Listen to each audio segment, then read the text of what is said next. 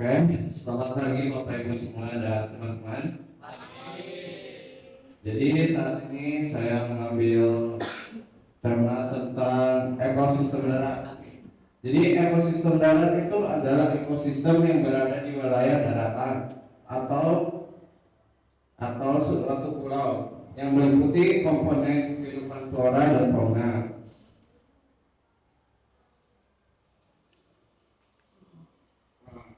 Latar belakang dari SDGs nomor 15 atau ekosistem darat ini karena adanya degradasi lahan, kehilangan keanekaragaman hayati, dan kerusakan ekosistem. Nah, ini adalah masalah dari Tasikmalaya. Sekitar 8.000 hektar di Tasikmalaya itu mengalami kerusakan. Nah, kerusakan pohon-pohonnya gitu dari total 9.663 hektar. Ini survei dari statistika saya, sekitar dari 15% orang menyuruh masyarakat untuk membeli kit pola pikir yang baik. Nah, ini statistika responden. Ini jadi pertama-tama itu kita gabungkan semuanya, ditambahkan terus dibagi dua, jadi hasilnya ini. Nah, kalau median itu cari yang di tengahnya, karena di tengahnya ada 2, 15-nya kita tambahkan lalu dibagi 2 juga jadi 15. Nah, kalau modusnya ini jumlah terbanyak dari rata-rata respondennya, jadi yang terbanyak itu 15 tahun, yaitu 11 responden. Nah, ini norma. Jadi pengertian norma yaitu merupakan kata yang berasal dari bahasa Belanda, yaitu norm, yang memiliki arti patokan atau pedoman atau pokok kaidah, dan bahasa Latin yaitu mos, yang memiliki arti tata kelakuan adat istiadat atau kebiasaan. Nah, di norma ini ada 4, yaitu norma hukum, norma kesopanan, norma kesusilaan, sama norma agama. Nah, kalau norma hukum itu menjelaskan tentang aturan yang dibuat oleh pemerintah. Kalau norma kesopanan itu menekankan pada perbuatan seseorang untuk berbuat sopan. Kalau norma kesusilaan merupakan aturan yang dijalankan oleh masyarakat. Nah, kalau untuk norma agamanya itu dari yang berdasarkan dari Tuhan Yang Maha Esa. Ini adalah norma hukum. Jadi di Undang-Undang Nomor 18 Tahun 2013 tentang pencegahan dan pemberantasan perusakan hutan. Jadi wawancara hari ini dengan kakak. Ini wawancara saya. Jadi pertanyaan pertama ini, apakah kita kakak ini banyak sekali kebohongan?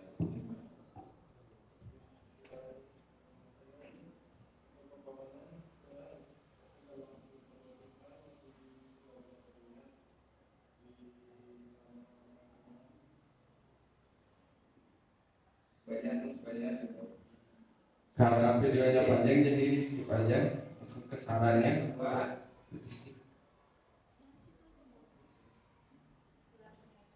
Halo, my name is Kevin Besutanya. Today I will make. Jadi wawancara. Jadi sini ini si kakaknya itu memberikan saran untuk mencegah perusakan hutan gitu atau perusakan tumbuh-tumbuhan dengan cara tidak menggunakan sampah-sampah plastik dan tidak menggunakan tisu kayak gitu. Ini adalah video bahasa Inggris saya yang membuat kompos. Today I will make a compost organic. The first step is preparation of edge product. The second step is organic waste and carbon. The third step cover the grass again using soil. And then it all mix with water.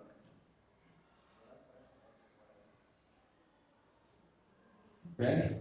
The conclusion of this experiment is Crops that making compost from organic materials and be done efficiently by paying attention to the factors that influence the decomposition process. Nah, ini adalah akuntansi saya.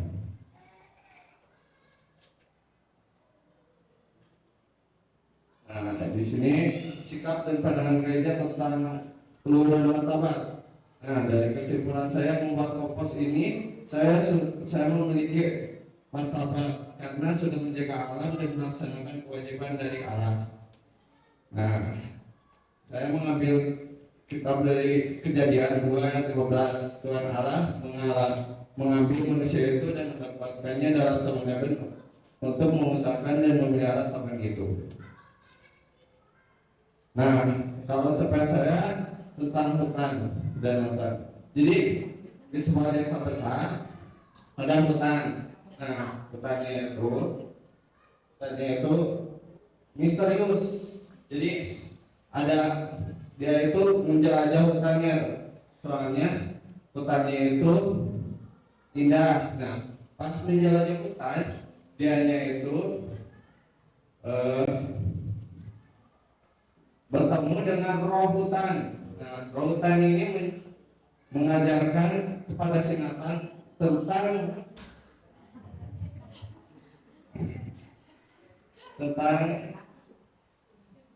bagian hutan ini yang harus dijaga. Nah, jadi si Nathan ini belajar dengan roh hutan ini. Nah, belajar juga dengan namanya Arya. Arya adalah seorang ilmuwan juga. Nah, si Nathan ini menjaga hutan surya ini dan melindungi hutan surya ini, tetapi masih banyak hambatannya karena banyak perusahaan yang tidak setuju dengan Nathan ini karena kampanyenya yang kurang. Ini gambar saya tidak kelihatan jelas soalnya fotonya pas malam-malam. Sorry. Oke, terima kasih.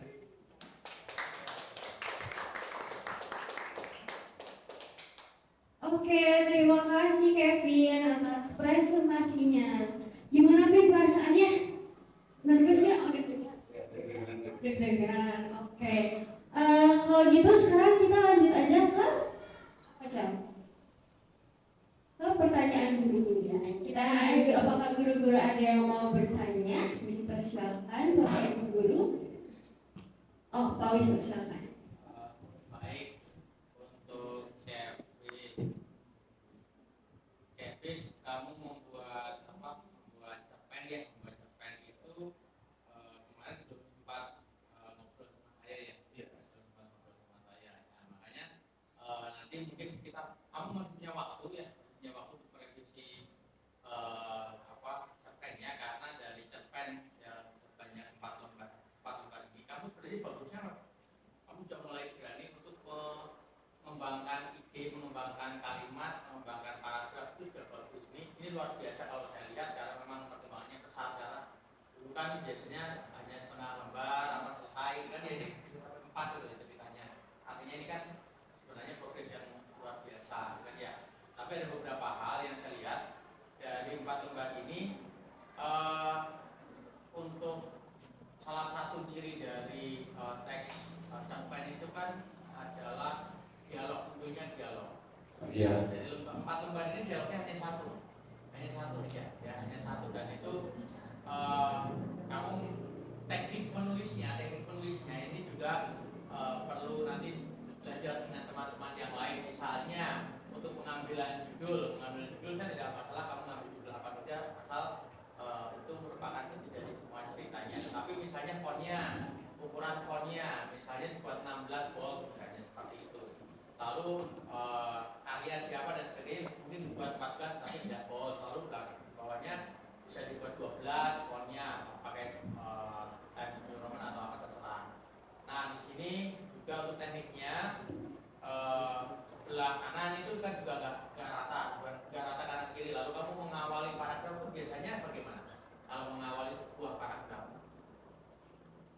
kalimatnya harus dibuat seperti apa? Harus di spasi dulu kayak ada Biasanya kalau udah pakai komputer pakai apa? pakai Step ya, sekali ya, laptop sekali sudah cukup ya. Nah kemarin kan sepertinya kamu juga sempat pakai laptop ya untuk ini ya, untuk ngedit dan sebagainya. Nah, misalnya ini ya, nah kan di bagian kiri kamu kan rata semua nih, awal paragraf juga semuanya rata ya, sampai dengan paragraf yang terakhir juga semuanya rata seperti ini. Artinya kan ini kurang sesuai dengan ketentuan pembuatan cerpen gitu ya. Ciri dari sebuah cerpen, ciri dari sebuah paragraf itu juga harus diperhatikan. Ya, seperti itu saya kira masih ada waktu untuk di revisi, masih saya tunggu. Ya tidak masalah, silakan belajar lebih. Ya, terima kasih. Oke, terima kasih Pak Wisnu atas tanggapannya. Dari Bapak Ibu guru yang lain ada yang mau diberi tanggapan? Bu Iin, silakan. Oke, baik, terima kasih MC. Kevin, terima kasih sudah menyampaikan presentasinya dari awal sampai akhir.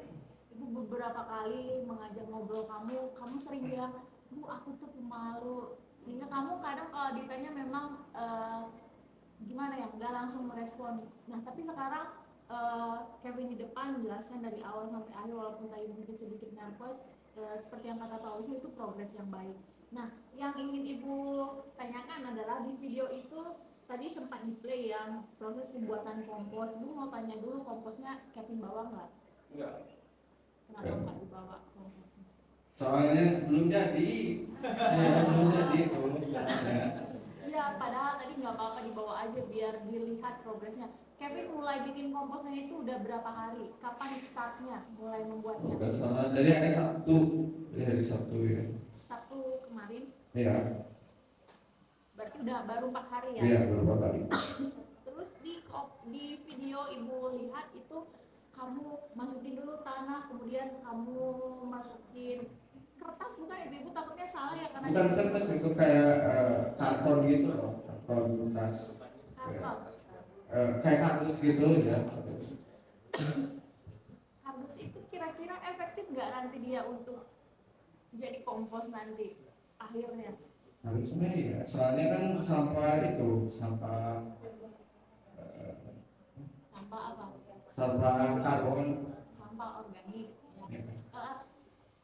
Dari awal kan ketika bimbingan Ibu bilang, Kevin, kamu kalau memang bikin kompos berarti kamu mengambil sampah di lingkungan sekitar kamu, baik di sekolah atau sampah rumah tangga, limbah rumah tangga ya, seperti sampah sisa sayuran, sisa buah atau lain sebagainya. Tapi tadi Ibu lihat di video itu Kevin tanah, kemudian kardus ya tadi, terus daun paku kalau nggak salah, itu pun hanya satu aja. Berarti maksud Ibu teh tujuannya itu belum sampai gitu untuk Kevin mengelola sampah organik di lingkungan sekitar Kevin. Kalau memang di sekitar rumah tidak ada, di sekolah ini kan banyak pepohonan nih, pasti banyak daun-daun yang hijau atau yang udah coklatnya jatuh, itu boleh diambil. Itu akan lebih cepat terurai daripada Kevin masukkan sampah kertas itu. Walaupun kertas itu asalnya dari pohon mungkin ya dirubah jadi kertas, tapi proses penguraiannya itu lebih lama dibanding sampah organik yang lain seperti sayuran, buah-buahan, dedaunan, ranting-ranting pohon yang kecil, itu lebih cepat. Nah, supaya tujuan Kevin kan tadi untuk SDGs-nya kan terkait ekosistem darat ya, mengolah ekosistem darat. Kamu bikin kompos, kemudian nanti komposnya kamu bisa taburkan ke tanaman-tanaman, tanamannya tumbuh subur seperti itu Kevin. Nah, di situ juga kamu udah pakai M4 kalau nggak salah ya, supaya mempercepat prosesnya. Nah, saran Ibu nanti Kevin walaupun ininya sudah selesai, tapi kan tujuannya belum ya.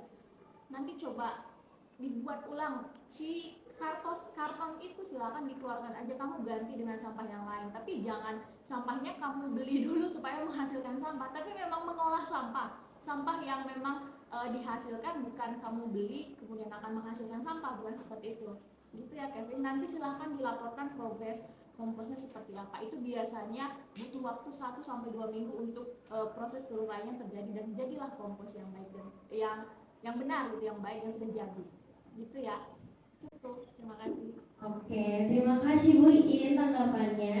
Dari Bapak Ibu guru lain ada? Silakan Bu. Baik, terima kasih Kevin. Selama proses Kevin cukup aktif ya, cukup semangat. Cuman memang kalau pas datang ke kelas selalu kalah dengan para perempuan-perempuan yang begitu datang sudah langsung menghampiri gitu, yang laki-laki akhirnya ngalah. Nah, ini sepertinya kalau nggak salah Ibu ketemu Kevin itu baru 1 kali ya, sehingga ada sesuatu yang terlewatkan di sini.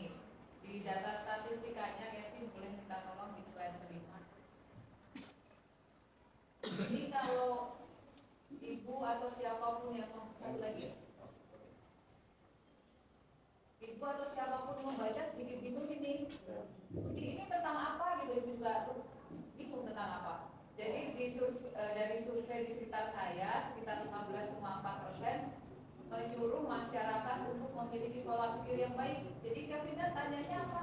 Saran tentang untuk menjaga lingkungan, jaga ya. Oh, nah kalau tidak ada tulisannya kan tidak tahu ya. Kemudiannya sarannya apa? Dan ini juga ya nanti bisa diperbaiki ya. Karena mungkin space-nya kecil, tulisannya jadi tidak tahu. Jadi orang nggak tahu ini apa sih, ini diberikan, diberi apa. Jadi data ini menjadi sesuatu yang istilahnya tidak berguna karena bingung membacanya gitu. Paling nanti diperbaiki lagi, memakai diagram batang sendiri saja, tidak usah memakai yang dari bullet form, karena yang memakai dari bullet form kan tulisannya memang dia sempit-sempitkan karena spesifik. Ya itu saja, terima kasih, nanti kita perbaiki. Oke, terima kasih Bu Windy atas tanggapannya. Mungkin dari orang tuanya Kevin ada sedikit tanggapan? Boleh, silakan.